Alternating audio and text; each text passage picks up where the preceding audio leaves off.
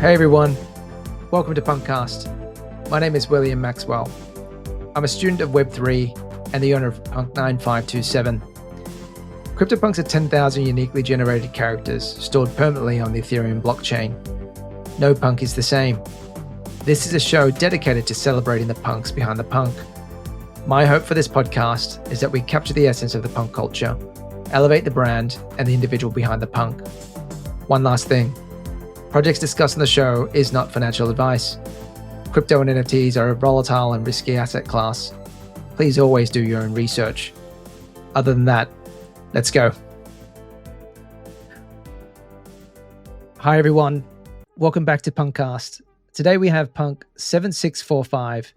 He's a 3 Atty, he has a shaved head, earring and eye mask. He's a professional animator punk that has done some iconic animation graphic design work for some of the biggest names in the industry. A24 Films and Google, just to name a few. Please welcome to the show, Mr. Adam Ape. Adam, how are you? GM. Well. Good morning to you, sir. Starting the day, yeah. Excited to be here. Nice. And so you're dialing in from the from the US, I'm guessing, right? Yeah, East Coast US. Yeah, and I can tell by the accent there too. It's evening here in good old Hong Kong. So welcome to the show, man. And yeah, I've been pretty excited to get on and have a chat with you. I sort of see there's been a bit of activity on your sort of Twitter sort of feed. Obviously, the big one being your punk purchase, but also some of the projects you got going on. But perhaps you could just kick us off by just giving us an introduction, I guess, to yourself and your background and how you sort of found yourself into the NFT space. Yeah, I've been, as you sort of mentioned, like I've been working in the graphic design and motion graphics and animation industry for a while, about like 12 to 13 years now, as my primary profession. And, that just being involved in that has led to a lot of relationships with other artists and just knowing what's going on in the creative space, and became aware of crypto, I would say, in 2017, and bought the top in 2018. That was my first experience buying BTC and ETH at the top of 2018. But it was, wrote it down, never sold, and was always intrigued. I didn't know about NFTs back then, but between then and 2020, I don't remember exactly when I became aware of NFTs, but the first one was Cryptopunks. And the first time I started to pay attention was, I think I saw Jay-Z, whom I'm a very big fan of, buy his. Yeah. And I was like, okay, well, maybe this is something to pay attention, because before I just had dismissed it as like, okay, that's weird. Like, it's a weird pixel art. $50,000 seems, I don't know, doesn't really interest me, because I didn't really understand what it meant and what it stood for. But as I paid a little bit closer attention and started asking people who I knew who were in the NFT space, I just started going down the rabbit hole. And then I think middle of last year, I decided to jump in fully in terms of collecting and creating. Yeah, awesome. So I've been fully in the space doing both for about a year now, a little over a year. So mid 21 was when you sort of jumped in head first, and prior to that, were you what were you sort of doing for? What were you sort of freelancing in sort of digital design space, or were you sort of in blockchain already? No, all Web2 companies, like as you mentioned, Google. I've done work for Nike, Snapchat. I bounce back and forth between freelance and full time. It would just depend on, like, every 2 years I would kind of get excited to do something different and change jobs. So I would go back and forth between the full time world and the freelance world, and then usually settle in a full-time gig for the benefits and so the safety that provided. But yeah, I hopped around a bunch over that 12 to 13 years. Small studios, big companies, media companies, tech companies, Web2 tech companies, cool. The whole range pretty much. And you spoke about just aping it at the top in 2017, 2018. I think everybody sort of did that.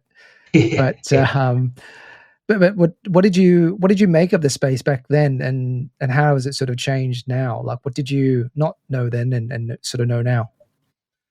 I wasn't originally really involved in Twitter back then. The communication I had with other people was either IRL or like on Reddit, and I don't know. It wasn't discussing trading and price go up, price go down on Reddit wasn't exactly that engaging. Mm. So I was just excited about it as a new technology, as a new investment platform. I really didn't know too much beyond that. But over time, I got to learn about like the ethos of blockchain and decentralization and all the things that like the reasons why it was created in the first place. Maybe like it even more. Yeah. And those are like just the small discoveries that I made over time of just being curious about what exactly this thing is. Of course, after aping. So back then you only bought Bitcoin. Did you buy any other coins? Because I bought it Bitcoin to buy a whole bunch of other altcoins that went to zero. Yeah, but for probably a good thing. Yeah, well, that was now that I look back, a lot of those Reddit threads are like, oh, this new shitcoin, and I sold a lot of my Bitcoin and tried to flip, to get into some of these early shitcoins, and they're all at zero. I can't even remember some of the names of them, but yeah, I just did some gambling on that and down bad. Yeah. And then, yeah, no, I'm the same too. And so I think we've got a similar sort of background there. Sort of went in, and then did you experiment or stay with sort of any of those coins up until last year when you made a resurgence back into NFTs, or was it basically just quiet then back in and then restarting in 17? The only other one was Solana. So I can't remember. Someone told me about it as I was just sort of like generally aware of the space and keeping an eye on things, not really being fully in. I had seen this. Obviously the narrative of the Ethereum killer had been around for a while. I don't know why this one intrigued me more. Maybe it was just like the backing that it had when I first heard about it. I just decided to pick some up. I think it was around like $20-$30 before the run up. Yeah. And that was I think that was the only altcoin. It was like BTC, ETH, and Solana. And that's holding Solana and being aware of that was also what sort of led me into exploring the Solana NFT space later on as well. But yeah, I think those were the three main coins leading into 2020, 2021. Awesome. Yeah, that's something I want to dig into, but maybe we can hold off on that question in terms of your shifting a bit of a project away from Solana onto ETH as well. But let's circle back around to that. And then so then you sort of that's sort of your start into it. And then what was your first NFT? Do you remember? Do you recall what your first NFT you bought was? Yeah. So the first NFT I tried to buy was a Let's Walk by DK, who happens to be an old acquaintance of mine from art school and from Google. We've crossed paths in the past. Yeah, DK's huge. Yeah. So I was aware of him and I saw him blowing up. And he's actually the reason why I got into the space. I DM'd him after seeing some of his success, and I was like, "Can you just explain to me like what this is? Why are you involved in it? How did you become so successful?"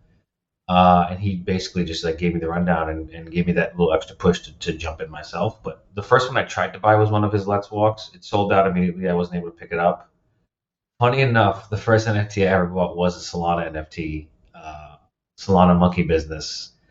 I don't know. I was like, man, everything I want to buy is like either too expensive or I can't get it in time. And I had seen this Solana NFT space was new and it felt like I could get it on the ground floor. So I just decided to go for it and buy one of their first NFTs, which happened to be the Solana Monkey Business. That was a good pickup, right? Because I think they pumped quite hard after that. Yeah, and I think they're still considered one of the blue chips of the chain. I know, I don't know how true this is, but I've heard people position them. They're the punks of Solana, sort of. Yeah, I've heard that a lot of times. Yeah. Yeah. No, the artwork's actually pretty cool on the SMBs. But I Yeah. missed that one. I ended up buying a whole bunch of Solarians, which didn't turn out so well for me. But but like I'm a huge fan of DK as well. I picked up a couple of his, and yeah, he's got a really strong collector base, right? So I think Cosmo and Byron Kaimo's got some of his stuff as well. So no, huge person to have in your background there, man. So He's so then yeah, great. Like he, besides onboarding me basically into convincing me to jump in as an artist, he was telling me like, certain collections that he was into, and yeah, it was just great. It's great to just like have somebody. I'll just DM him occasionally, ask him questions, and he's always super supportive and helpful. And it's just great to have an ally like that space. totally. And so when you came into the NFT space, then so you were between ETH and Solana, and then you bought Solana Monkey Business. I'm assuming because you already had some Solana in the bag. Yeah. Did you start then going down rabbit holes, I guess, in the Solana communities? And then, I mean, how did you sort of come through and get to your first project, which was the Voxel Monkeys, which is really, really cool artwork, by the way? Thank you. So I was kind of writing both. Like, I think the first big, and this kind of gets to one of your questions about worst loss or regret in NFTs. I was writing both, and another artist I was following before I had invested or jumped in was Murat Pak or Pak. Mm-hmm. And he, funny enough, he came from the motion design world. Like he was someone I had seen post videos on Vimeo like 10 years ago. Mm-hmm. I was always a fan of his work. So, at the time, everyone was like, "Oh my god, this next project's gonna be crazy." So Was Pac big before NFTs? Like you sort of said 10 years ago. So he was actually a big name in the motion design oh yeah, world 10 years yeah, ago? Oh, wow. yeah. Okay. So if you look him up on Vimeo is like a artist-driven YouTube. Yep. He was posting 3D work and had been well known as a 3D artist for a long time in that space. Not in like the crypto NFT space, but in the sort of motion graphics, 3D animation space. Gotcha. So I was following him, and I had seen him release a bunch of projects on Nifty Gateway. I think it's Cubes. It was the fungible or whatever it was. Yep. And I loved it. I thought the aesthetic was great, and the execution and the taste level. And I was eager to get into ETH NFTs. So when his Lost Poets came out, I was like, okay, I'm going hard in this. This guy is like, he's proven, yeah, he's proven in the motion space. He's like the highest selling artist, besides Beeple, I think. So I was like, all right, I'm gonna go. All these influencers are talking about it. It just seems like it makes sense. And here we are. Basically zero. I'm still holding them. I believe in him as a creator. I don't think he. I think he could have handled things a little differently with some of the drops, but I'm gonna hold and see what happens. But that's probably one of my biggest losses and/or regrets is just going so hard into that. No, I'm with you, man. I think I aped a bag of Mass. I don't know if you remember that project. Yeah, me too. I think he cleaned up about 95 million in like a single weekend, right? It's kind of crazy. Yeah. But yeah, hopefully he does make a bit of a resurgence. Okay, so then you got through Pack, and then how did you get to Voxel Monkeys? Yeah, so as I said, I was sort of riding both the waves of both change, trying to juggle both sides, and me just being an animator and a designer and holding an SMB, I just thought it'd be fun to animate my monkey, and I posted that. So I created 2 Twitters too, which is how I ended up with this animate, because I did have another Doxed and Ethereum Twitter, which didn't really go anywhere, and the animate one blew up. I think mostly because of what happened on Solana, but I animated my monkey. I posted to Twitter, and it just blew it. Like people were like, "Oh my god, what is this? Do it for mine!" And I realized really quickly that like, okay, there's a gap in the market for good art on Solana, right? Like SMB it's great pixel art, but when it was released, there really wasn't too many other projects that had good aesthetics. It was like the landscape was very low effort and scammy, and I think people were just hungry for good quality work.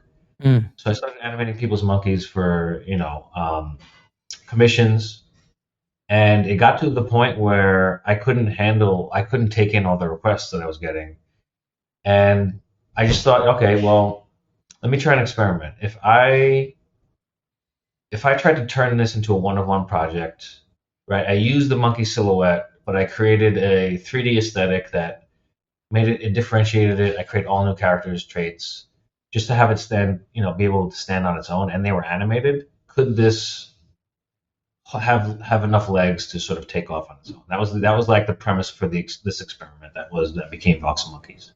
Hmm. In the beginning, I had no plans.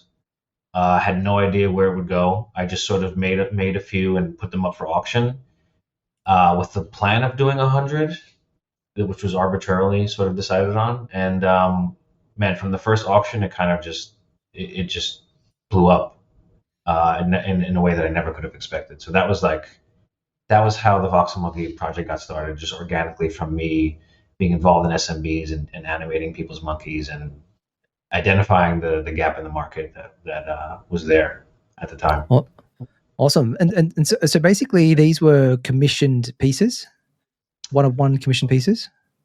So no, the Voxel Monkey collection weren't commissioned pieces, but that's how I got the idea was Got it.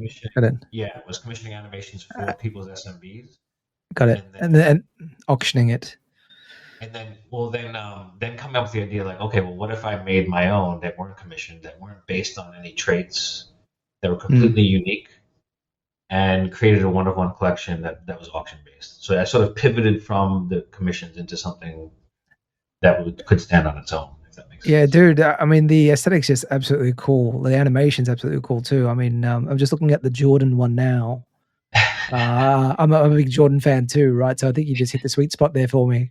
Yeah, Sold for 266 sold. That's huge. And then I see the King below, number 75, sold for 863 sold. That's yeah, some pretty big sales, dude. yeah. It was. I think the first few auctions I think were like 10, 15 sold, and then I think we peaked during the bull, when Solana was like 100, 200. Um, I sold a Steph Curry for like 45 grand, which was It's insane. mind-boggling. Yeah. Yeah. Um, yeah. I honestly, it was incredible. I never could have expected this response. And what was great about it was like, I could inject these cultural icons. What's great about one-of-one art is, you can do a lot more custom things. Where generative, it's much more about building a modular system and what works in a random context. Where one-of-one, especially in like a themed set like Voxel Monkeys, is you can combine, known traits. You can just have references to cultural figures, sports figures, and iconic people in a really fun way. And I think that it just resonated with people, which has been awesome. Yeah, I think you've hit it on the head. Maybe it's from like, I don't know. I'm assuming we're from the same, almost like the same vintage. I mean, you've got Biggie, got Vincent Vega from what was that movie? Tarantino movie, Pulp Fiction. Yeah, You got Kobe as well with a really cool sort of viper coming out of it, the Mamba, I think. yeah, the Mamba, yeah. And the Predator. I'll put this in the show notes because I think everybody needs to have a look at this too. It's really, really cool. Darth Vader. So I think you've hit the cultural element that really resonates with, I guess, our generation. I sort of feel like almost the DGen sort of crew that were sort of flipping and trading NFTs during that period as well last year. Yeah. And the community that you sort of vibe with, was this mostly primarily the SMB community that were your sort of buyers here? I think that's how it started. Because to be honest with you, in the beginning, people were like, "Oh, you're just like, this is just a derivative of monkeys or whatever." And I think it just started with SMB people, but as time went on, what was great was like when I started this project, there were a lot of other monkey projects, and it was sort of just dismissed as like, it's just another derived monkey project. But because the auction based, biweekly auctions or whatever it ended up being was spread out over this year, people were able to see over time, like, okay, wow, this is actually something more than what I initially thought it was. There's some value here. I was also trying to provide value for my holders, getting them access to other projects. After it grew beyond SMB holders, it became honestly the whole Solana ecosystem. Oh, that's And cool. even a few ETH people, some friends, I try to convince them to come in to my project, was just pretty cool. Um, but yeah, I think like it grew beyond that, and that was my goal, was to see could this have legs in a way that wasn't attached or associated with SMB, and I think it has. Awesome. And then and so like so from that project, I think you've got another project coming up called Iron Paw. What did you sort of have anything in between, or was Iron Paw your sort of next one, the 4x4? Yeah, that was 4x4 was an addition I did. It's funny because there's like a sort of connective tissue between all of these. So as I was wrapping up the voxel monkeys, I decided to trim from 100 down to 75 for a few reasons, just time commitment and market conditions, things like that. But as I was wrapping up the final few, I had it in my head like, okay, one of one. I've done the one-of-one auction things. I've seen boutique collections like Invisible Friends and some other ones that were really well done and interested me. And I was just curious, like, okay, well, what if I took on the sort of generative randomized animation design problem?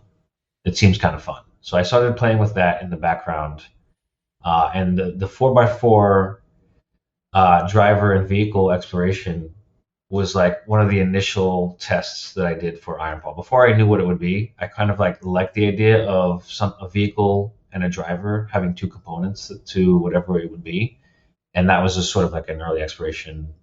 Obviously, pixel art, and I thought like, okay, I had that in the back pocket. I didn't ultimately settle on the sort of car or truck and pixel art direction. I ended up doing obviously mechs and vector art. But I thought it could be cool in the interim between ending Voxel Monkeys and minting Iron Paw. If I release this as an edition, and it gives allow list access to holding it gives allow list access to Iron Paw. It felt like a nice tie-in and bridge between the two projects, and that has I think it's the second most successful edition ever dropped on Solana, which has been amazing. The 4x4 was? Yeah. Ah, cool. Yeah, nice. And then so maybe even just help us talk through a little bit more around the Iron Paw project. This one you're doing on Solana, is that right? I mean on ETH. On ETH, sorry. Yeah. So yeah, I think like over the last year or so, collecting on both chains and losing a lot of money, gambling on projects on both sides. I think like a lot of other people, there was a flight to quality, and this is one of the reasons why I bought a Punk and have plans to buy a Fidenza and some of the historic, iconic blue chip pieces. Was amazing.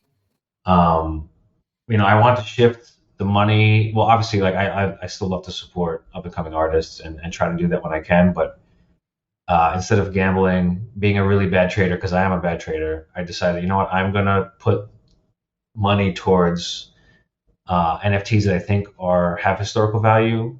Number one, are quality, but also potentially can give me access to circles of people that I want to be involved in.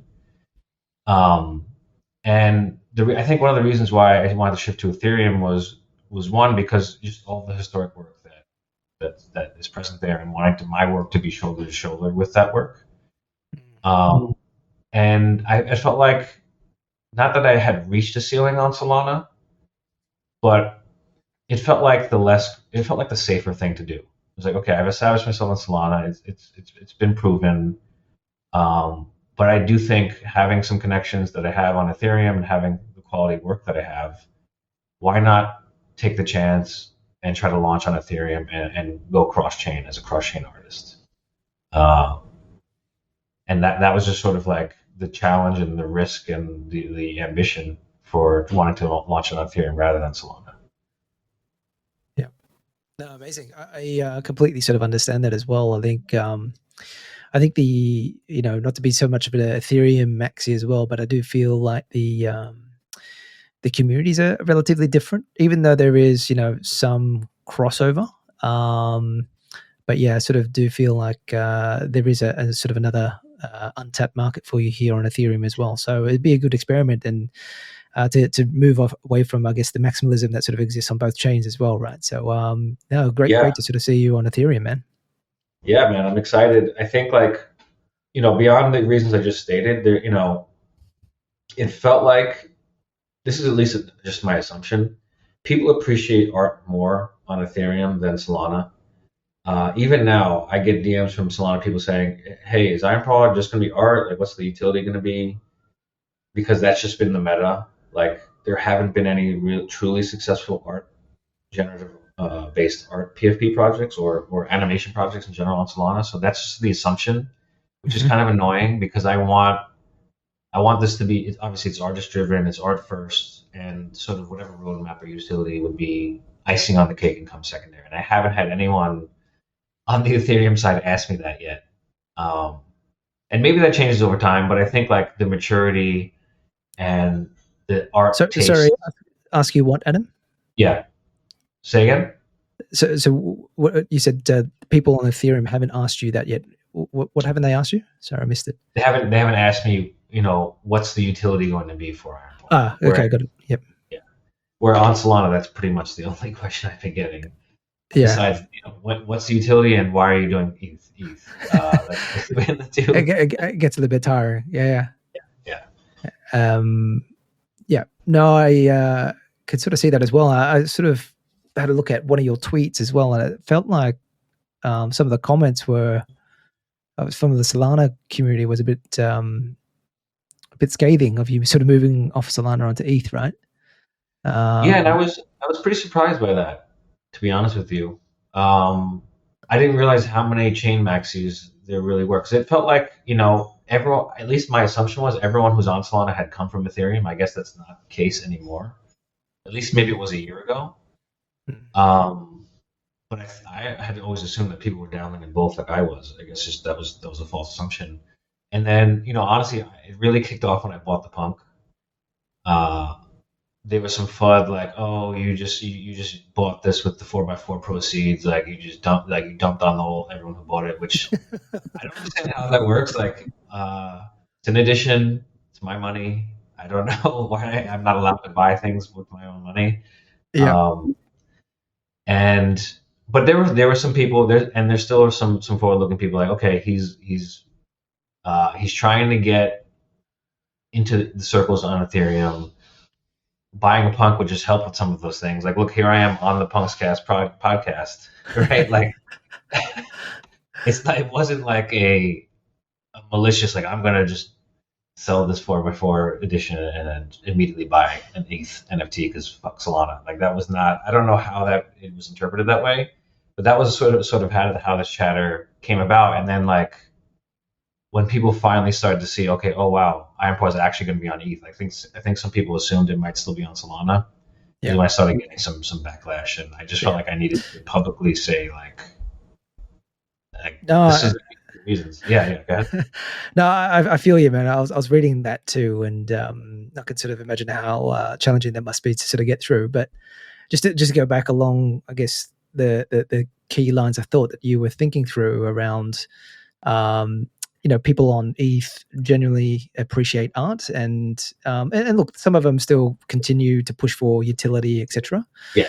But I think the other element as well is not to become a bit of an ETH maxi. I mean, I do have some Solana and some Solana NFTs, but I think when Luna collapsed, the ability for a blockchain to sort of collapse, if you have an NFT on a chain that you're not really comfortable about with having, security and being up all the time, it matters, right? Especially if you want to have anything of value stored on that chain. And so, and Solana's got some scaling issues. I'm sure ETH had some scaling issues early on in the piece too. But if you want to have something valuable, I mean, if you had a Fidenza, you want access to that 24/7. I mean, if a blockchain goes down, it gets a little bit scary, right? So, yeah. So no, with you on that. And then, so I think the punks and all the ETH people would be welcome you with open arms as well, especially with your links to DK, because DK has just done such a fantastic job on his projects too.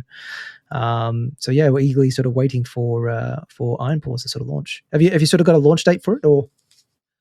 I'm shooting for Q1. I don't have a date. Q1 of next year. There are some things in the works that are on the Ethereum side that I think will be very bullish. I don't want to announce anything yet because the deals haven't been signed yet, but there's going to be some stuff coming soon that I think will help me get eyes to other collectors on Ethereum that appreciate similar work, and help me manage the community side and the contractor side. Because right now it's like, being from Solana, I don't have any contacts or connections on like developers or community managers. So there's some moves that are being made to help aid me with that, and I think that's going to help me map out the mint date and all things like that. Adam, I think that sounds like alpha already, mate. So when I drop this out, I think some of the punks might sort of jump in. But I think some of the punks are pretty helpful with some of that stuff too. So you should definitely jump on the Telegram and the Discord and ask around, because there are really some real gigabrains in there. Sure. And we can have a chat offline as well if you like. So when did you actually buy your CryptoPunk? It's a real cool punk, by the way. I love the eye mask. It makes you look like a real criminal. Yeah, maybe that's why people were like, he's rocking us by buying the punk and the punk. And so he's definitely. I think I bought it. I think it was like 3 weeks ago now. I can't remember the exact day. I think it was like 3 weeks ago. Let me look on my. Yeah. But it was, man, that was like, I don't know. It was one of the most exciting moments of my. I don't know about my entire life, but it was my Web3 life.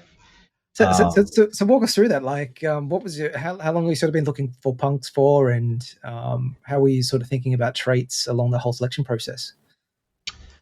So I had been eyeing them for, I think since I started collecting NFTs. Like, once I really understood what the value was, because I think, like I said, I had seen them at some point when they, were like 20 to 50 grand, and I just had completely brushed them off, and I wish I didn't. But once I understood what they represented and what they meant in terms of NFT history and blockchain history, it was like, okay, I need one. I'm going to try to find an opportunity to buy one, and this bear market was the perfect chance to do so. And then as far as traits, to be honest with you, I was looking for one, and I wanted one that looked like me, kind of. A criminal. I don't know why. There was a few that I was eyeing that someone had bought previously, and I mean, I'll be honest, I'm bald, so it's not exactly it doesn't exactly look like me, but it's pretty close, at least to what I looked like in my younger years. I just love the earring and the bandit mask is just, I don't know, I just think it's really cool. I didn't see. Oh, here, another thing that I thought was like, okay, if I'm going to build this as my brand, what are traits that people have built brands around? And I think like the messy hair, like Farouk is known for the messy hair. The hood ones are actually, obviously really known. The 3D glasses are really known. I wanted a trait that I hadn't seen someone use and build a brand around, and I didn't see anyone known with the bandit eye mask. So that was another reason why I chose that, was because it felt like something I hadn't really seen a popular punk use. So that was like one of the main drivers as well. Awesome. So maybe we can dig into a couple of things. One, I think you spoke about in terms of why you, when you found out about its value, I think you spoke about historical and provenance and elements of Jay-Z. I mean, what do CryptoPunks represent to you? If you can go sort of the next layer down. I think they just represent a belief to me. This is why I bought it. It's like a belief in NFTs as an important piece of culture.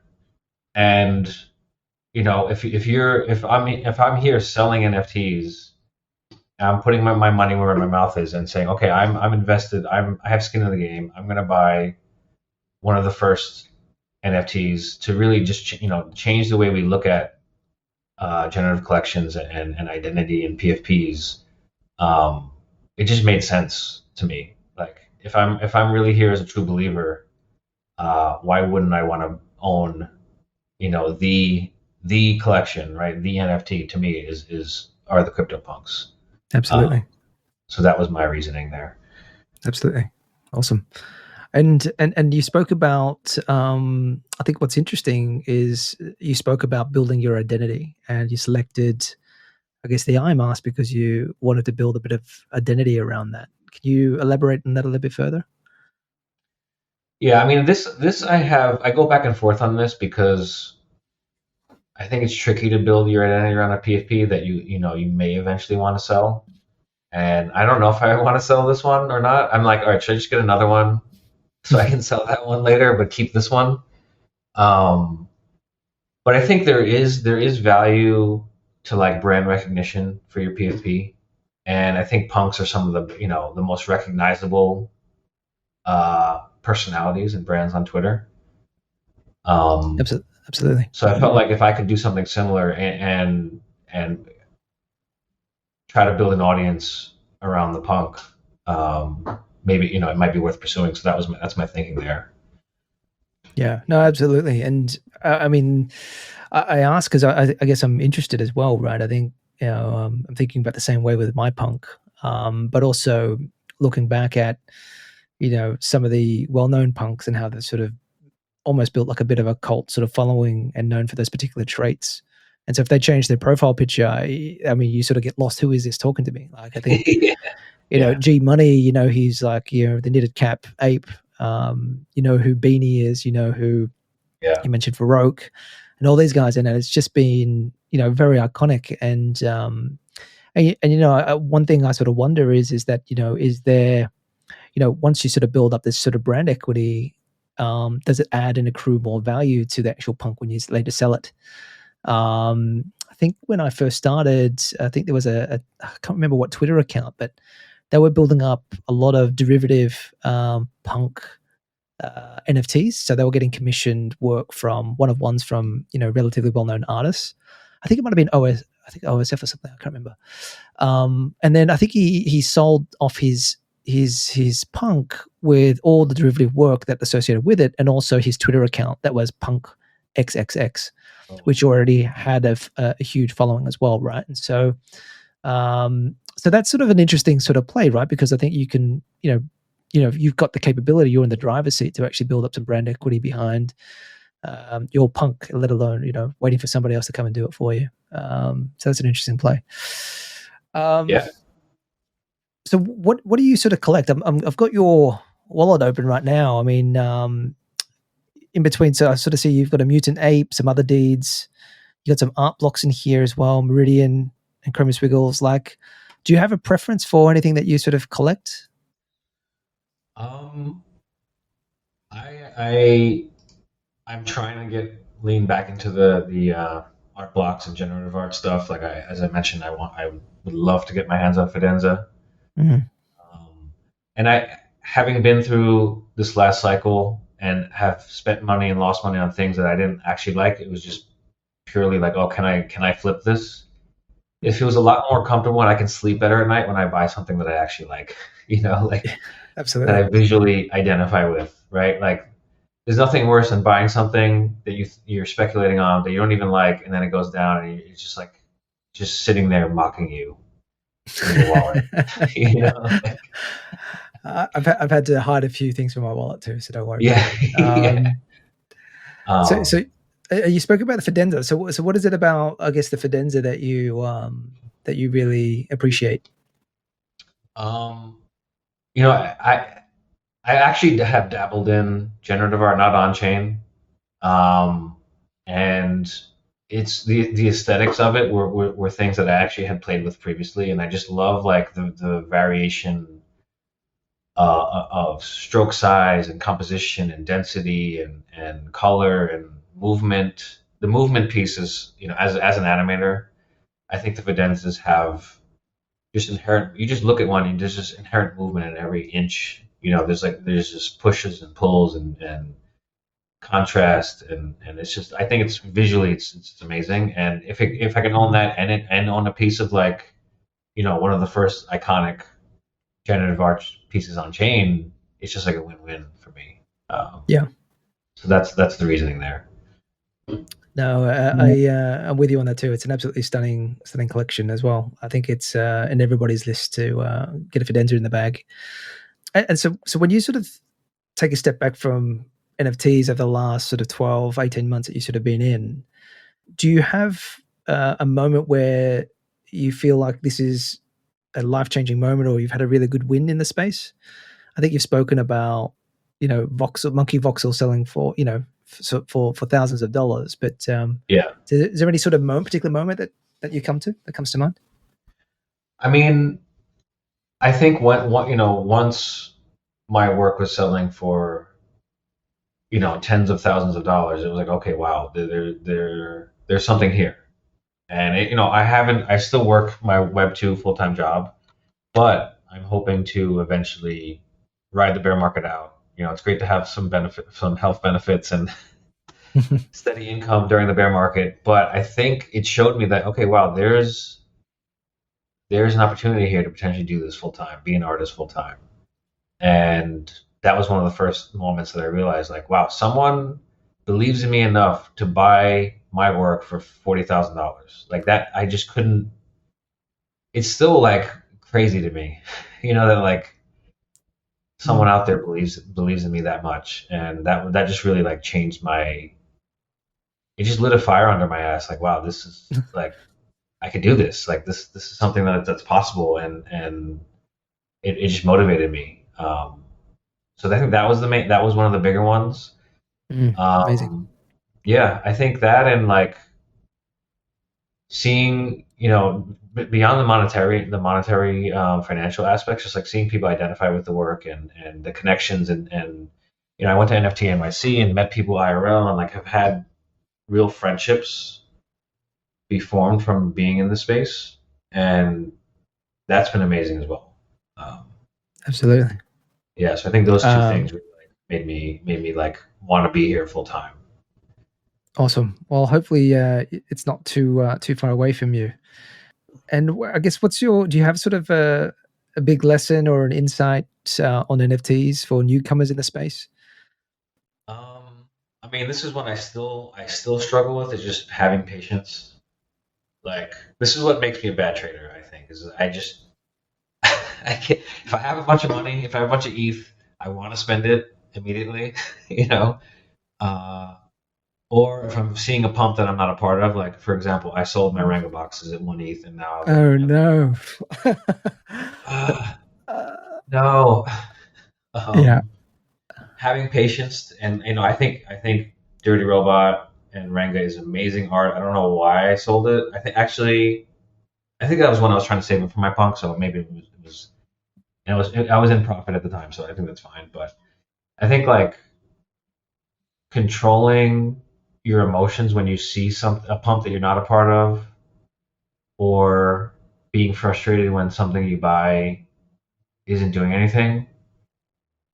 I think you just gotta like just take a step back and like, one, have patience, and two, like remember why did you buy this thing in the first place? Were the reasons sound, or was it because XYZ person told you?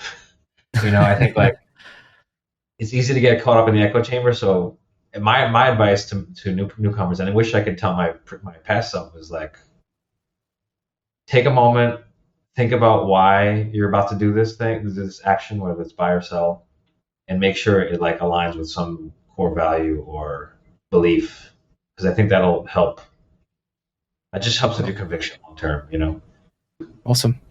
No, I think that's very good advice. And then when you think about sort of a punk identity in the space on Twitter, I guess who's your favorite that you sort of tune into for advice? Do you have any that comes to mind? 4156, is he? I mean, Yeah, is he still he's around? huge. Yeah. He bought it back, right? 4156, was he the one that sold that to Nouns? I think he Sure. sold out. I think he sold out and became sort of the Mounted, right? Yeah. So but Still, he still calls himself Punk 4156, right? So I'm not sure if he bought it back, but okay. Yep, no, he's cool. he was one of the first, and I think like I still every time I go to his feed, it's just like a masterclass on like the core ethos and like thinking of like why any of this exists in the first place. And it's a good reminder of like, okay, there's like other things at play and other reasons why this is valuable besides the number go up, you know? Yeah. Besides him, man, there's so many. That's all right. 6529. I think there's like what I love is like like I said, the true believers and the the blockchain and crypto philosophers, for lack of a better term, like getting that like the insight to the bigger picture and the why that isn't always connected to the financial aspect, right? Like absolutely. Yeah, I think those are the accounts I love following. Yeah, I've learned a lot from those guys too. 6529 in particular. Cool. And then what if you had one word to describe punk culture, what would it be? I don't know if it's one word, but I think like what I've said previously, like true believer or crypto philosophers. I think something like if there's I can't think of one word that embodies those two. That's okay. I get the sentiment. Yeah. All good. And if you could pass a message on to your next owner of your punk, what would you like to say to them?